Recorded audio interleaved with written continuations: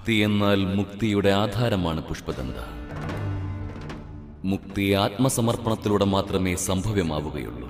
ആത്മസമർപ്പണത്തിന് ആവശ്യം പുഷ്പങ്ങളല്ല, സ്വർണവുമല്ല, ആഭരണങ്ങളുമല്ല, രത്നങ്ങളുമല്ല, ധനസമ്പത്തുമല്ല, ആചാരാനുഷ്ഠാനങ്ങളുമല്ല.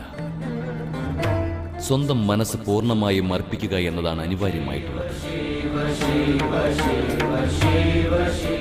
നമുക്ക് ഏറ്റവും പ്രിയങ്കരമായിട്ടുള്ള പുഷ്പം ഏതാണെന്നറിയുവാൻ നിനക്ക് ആത്മാർത്ഥമായ ആഗ്രഹമുണ്ടോ പുഷ്പദന്ത?